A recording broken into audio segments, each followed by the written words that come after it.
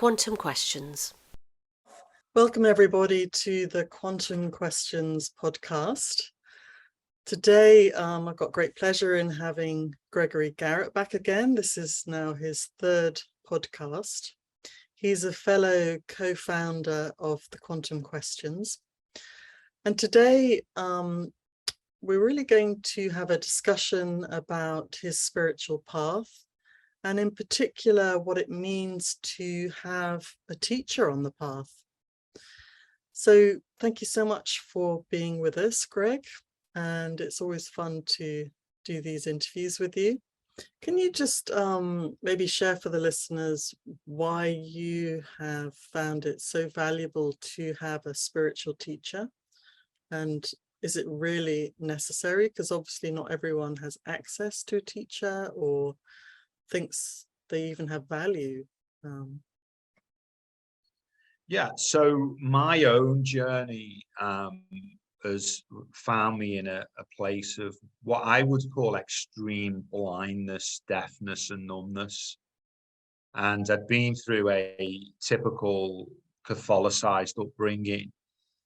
And then I found myself with just more questions than answers, you know, especially when the hierarchies inside of Catholicism are behaving so abominably, you know, so it becomes about do what we say, not what we do. And then, you know, so you begin to think, oh my God, you know, is the whole fabric of society rotten to the core? Because these are the so-called spiritual leaders and teachers. And, you know, fortunately for me, I got lost, as I've said on a previous podcast, in the material world. In money, finance, you know, and poker, women, all these, you know, different areas where I was a hungry ghost, and I was looking for the answers in the material world, but not finding them. No matter how much I ate, I was still hungry. No matter how much I consumed, I wasn't satiated. And therefore, this just triggered me then back into a search. And the search then took me to Yogananda, who wrote Autobiography of a Yogi. He'd already passed, but I went to his temple in Los Angeles and spoke to a lot of people there. I then went to Michael Singer, who a lot of people know because he wrote The Untethered Soul. Spent a month or more with Michael Singer, beautiful soul, learned a lot from Michael. Met many other, went to the Himalayas, spent time in the mountains with yogis, doing fire ceremonies, all sorts of pujas, and singing, chanting, japa, you know, you name it. I was in there, I was participating, and it's like, okay, there's got to be answers here somewhere. And then I was fortunate enough to continue to be curious. And I came across this amazing human being called Advaitananda. And I can tell you, interestingly, he didn't immediately accept me. And it was like a rite of passage itself. Yeah. Because, you know, the first time I meet him, I'm mesmerized because I think I'm well read and I've pretty much read everything on personal development. You know, I'm reading it, but I'm not really applying it because, you know, that seems to be quite typical of the way that we approach the path in the West. We think we know it because we've read it, but we're not embodying it, so we don't really know it. Anyway, I meet Advaitananda, he does these incredible talks, and I'm left scratching my head thinking, I've never heard any of this before. This can't be right. So at the end, I go to the people who are running the event and say, is it possible that I can get tuition? I'll pay. If you got a course, they go away and ask to come back and say no. And I'm like, okay, this is strange. You know, is this a Western approach to, you know, normally there's a trade to be done, there's commerce. I can pay some money, you can give me some knowledge, and we all go away happy. Anyway, I go off for another year, and then I come back, same event, year later, mark out all his lectures, do them all again, and I'm left again absolutely perplexed.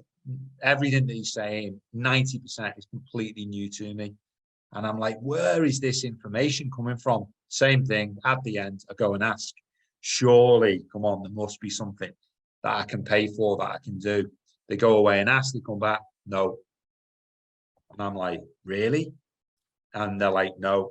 So I'll go off again. Anyway, fast Student forward. ready, the teacher appears, isn't it? Yeah, exactly. But there's also, I mean, people, I didn't realize this at the time, but in the ancient societies, there's the rule of three. And, you know, so the third year I go back, I attend all his lectures again. It's all brand new information. I'm completely blown away. I'm not to be perturbed. I go up and I ask again and I say, it surely now. They go away, they come back and they say, yes, 3 years, we've now got a course that you can attend. And I was the first person to then attend this, along with some other people, this course that Advaitananda put on, that was just it was mind bending, mind blowing, mind cleansing. More importantly, it was heart opening. And for all the, well, for men and women, you know, we in the West have got guarded hearts. We've damaged ourselves really badly. We're not self-loving to ourselves and to others. And so, you know, one of the early lessons that I received from Advaitananda was the incredible beauty of beginning to remove the armor and beginning to awaken the spiritual heart, which created in and of itself huge transformations inside of me. It was amazing, actually, Greg, because I was staying in your house, and obviously I knew you before doing this course with Advaitananda, but I saw you the day you came back after this, I think it was a 10-day course in Norway. And my jaw dropped to the floor. It was almost like you were resurrected Jesus. You were just glowing with light. It was the most extraordinary thing to see you. And then I thought, I've got to find out more about what you've just been doing. Incredible. It's just, yeah, the aura around you. And it was that miraculous, Lucy. You know, you know, inside of the standard body system that people experience, you know, people, by going out into the material world, have actually disconnected from source. The further you get out into the world, you know, money, cars, playing, houses, accumulating, you know, meals out, fancy, the further out you get, the further you get from your essence, from your core. So when we're talking about these things, a lot of people are already so disconnected. They're so far out in a way that the journey, even just back to the body to start with, is a huge journey. But then you begin the journey inward. So a lot of what I'm talking about, it won't initially make a lot of sense, other than to say to people, look, if you're experiencing trauma, pain, difficulties, challenges, all of these things denote that you're simply out of balance. And what does out of balance means? It means that you're not connected to your core, to your essence. You're not listening to who you really are. That's why the pain's arising. But I was completely blind to this until I was able, through through a lot of due care, love, and diligence on behalf of my teacher, Advaitananda, be actually reintroduced to myself. A lot of it was incredibly painful, you know, and at the same time, hugely rewarding. And I would encourage everyone, the sooner that you can begin to get back to yourself, and then to start to connect to the instruments and the gifts that are contained inside of this beautiful body, mind, spirit temple that we've been given, the sooner the better. The sooner you begin to give yourself the opportunity to realize what living a life is all about. Because when you're disconnected, you're not living a life. You're living as an ego in the world. You've created a persona. And so part of the path is the realization of awakening to the fact that you've created a character, you've created a persona, And then you think you need to maintain it. Why? Because everyone's used to interacting with the character and the persona, but it's actually only making you more and more unhappy. And it's actually only creating more and more pain for you and the people around you. So the first step becomes about like holding your hand up and saying, okay, I'm out my depth here. I need to get back in touch with who I truly am. I need to get away from this persona, this character that I've created, this fiction that is participating in this play called living a material existence, living an egoic life. So Greg, what would you just say to someone who is not used to the idea of a spiritual teacher at all, and possibly not even that familiar with yoga, but they have a job they hate, a relationship they hate, in fact they are pretty miserable in their lives? What is something they could just do practical tomorrow to start beginning to transform their life? Something really practical. Yeah, so I mean, the first practical thing they can do is celebrate the fact that they have managed, using all of the technology that's been given to them, to make themselves really miserable. And actually, the reason it's practical, though, is because it's telling them absolutely categorically they're heading in the wrong direction. That's how practical it is. Yeah. It's like they've just, not just hit a series of red lights. It's as though they've driven to the end of the universe, and the only thing they can do is drive off into oblivion. So they're actually creating the signposts to say, stop, we've gone the wrong way, and now we need to turn the car around, turn the vehicle around, and start heading in the right direction. But practically, this is how sensitive the body is. The fact that we're human beings, the beingness, we've got these feelings that are arising. The pain that we experience, whether it's, headaches or heartaches or belly aches, these aches are tipping us off to say wrong direction. Which is then another story when we start to look at the fact that people are medicated or heavily medicated, because these aches are really just indicators and practical indicators and signposts embedded in this sophisticated system to say you need to be going in the other direction. So I think that's practical, Lucy, for people. Yeah. I mean, I would say look for role models is something that would be very practical, and see if someone is in a place where you want to be, what are they doing to get there? How did they get there? I think that's a really good thing for people. Yeah, the role model, though, Lucy, can get you more lost.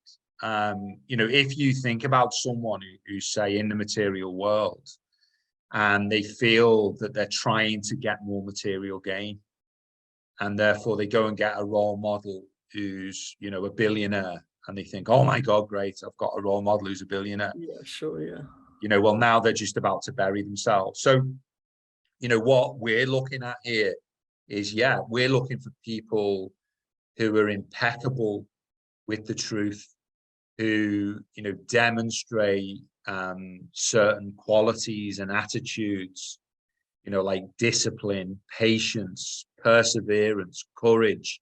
This list would go on. And yet at the same time, these people are like joyful, even blissful, always in a state of contentment. So it's being careful that we really look closely at what are the measures which actually determine determine success in this instance. And so I would say be very careful, because otherwise what you're going to do is get a role model that will enhance the ego, as opposed to having a role model like, for me, Advaitananda, who will not compromise on anything, zero compromise. I wish I could say the same. And, so therefore, as a role model, he's impeccable with his word, impeccable with his behavior, and just oozes love and joy and optimism and confidence. And, not only all the divine masculine qualities that we aspire to in a great leader, yet simultaneously all of the spiritual qualities that we aspire to reconnect as a human being with an interior life, with what we may call a spiritual life.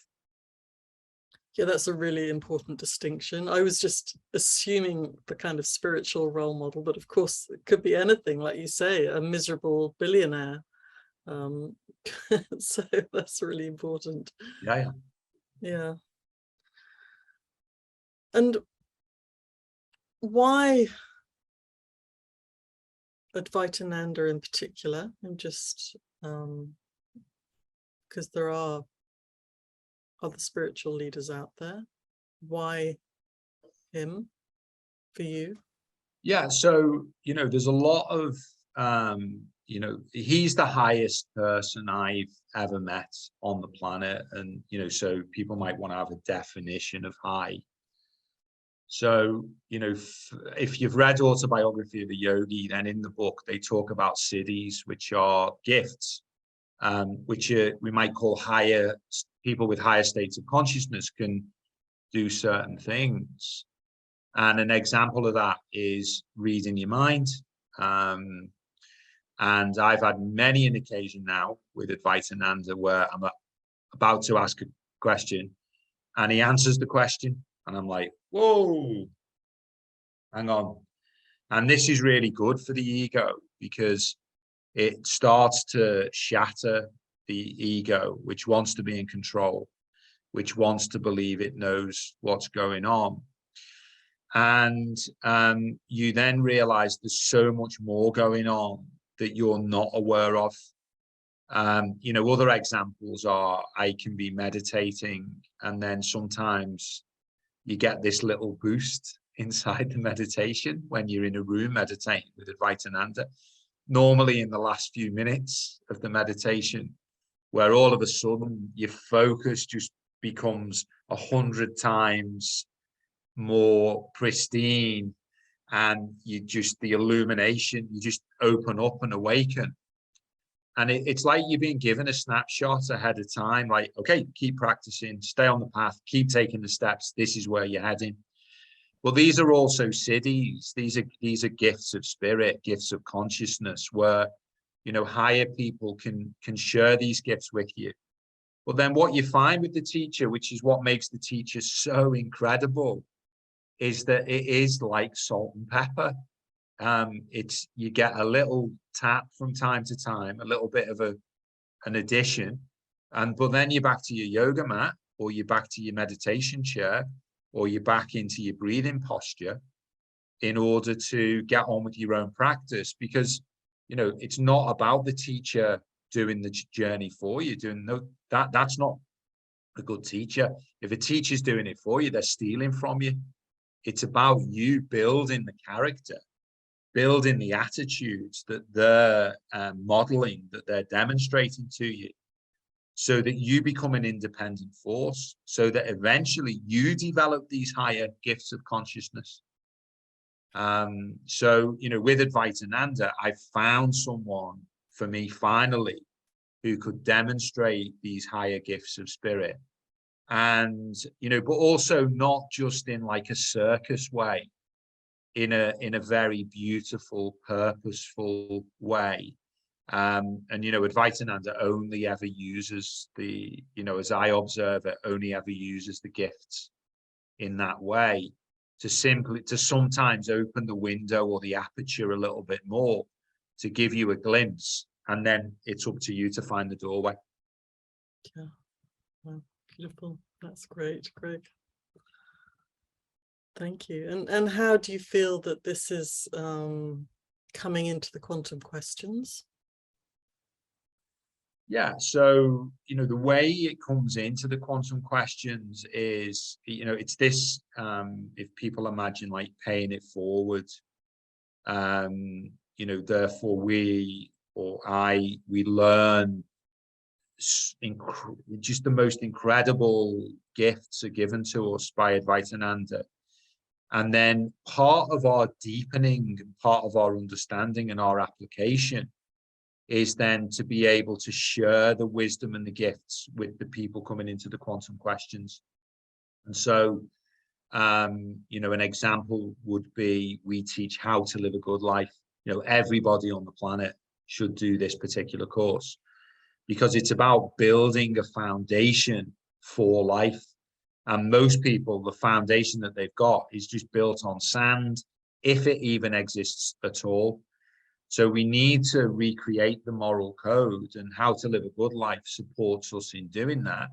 It's steps 1 and 2 on the path, which are the yamas and the niyamas, for people who are interested in the Sanskrit. And, you know, we've been taught these ancient teachings in a modern way. And therefore the gift is that we get to share them, and then through that enhance our own lives, enhance the lives of the aspirants who come to study with us. But then we then get to enhance their lives further, because people who've done part of our teachings go on to then teach with us as well. So another way of imagining it, it's like a tree. You know, Advaitananda is the trunk of the tree. We're a branch of this tree. And then, you know, gradually this tree is growing and growing and growing. And this is the way I see it. And it's built in such incredibly fertile ground. And that's what then gives us the strength, because we are supported by the source. We're supported by our amazing teacher, Advaitananda, in all that we do and in everything that we apply. And so, you know, Advaitananda is always on hand. If we feel, okay, we've got this idea for another course, then he will support us in helping to outline, to detail, to ensure that we're bringing balance to the course, and in that way bringing balance to the lives of the students who are coming and participating. You know, when we look at the feedback that people give us, you know, the fruits of the tree that they're eating and digesting, you know, it just demonstrates to us how amazing these teachings are when you see the change and the transformation in the lives of beautiful human beings around us.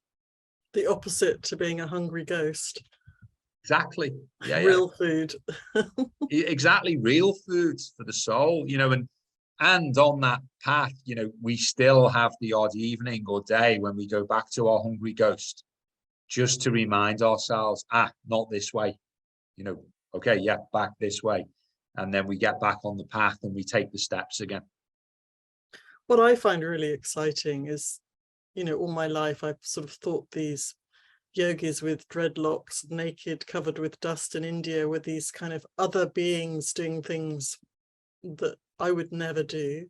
And actually you can bring this into day-to-day life, on a tube in London, everything. You can bring what they're doing into our being every moment of every day. And that's such an exciting, beautiful revelation and evolution as well. Yeah, and even, you know, if we take the concept of time, you know, in a relative way in the West, you know, we follow clock time. And, you know, people think they start young and then they die when they're old. And whereas, you know, we get these incredible mysteries that open up on the yogic path.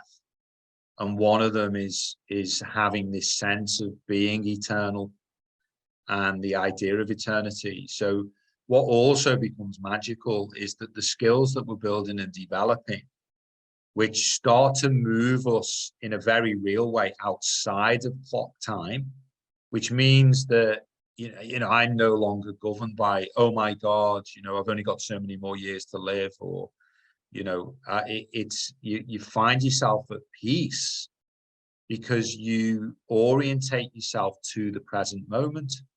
And when you find the present moment, it's not just then a textbook saying, well, everything only ever happens in the present moment.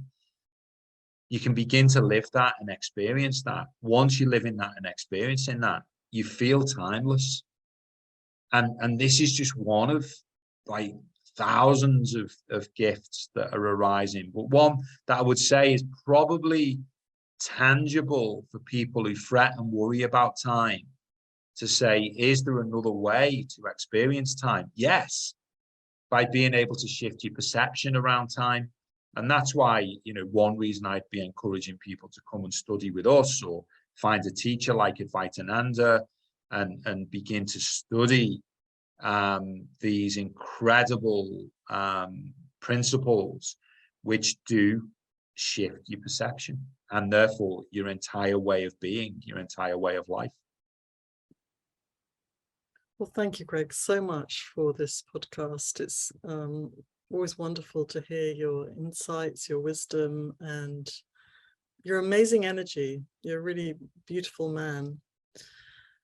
If anyone would like to know more about what we do, you can go to www.thequantumquestions.com, and we have various courses and free events. And look forward to seeing you on the next podcast. Thanks for inviting me again, Lucy. I look forward to being on it. Pleasure, Greg. Bye-bye. Bye-bye, all listeners. If you want to know more about the quantum questions, please go to www.thequantumquestions.com.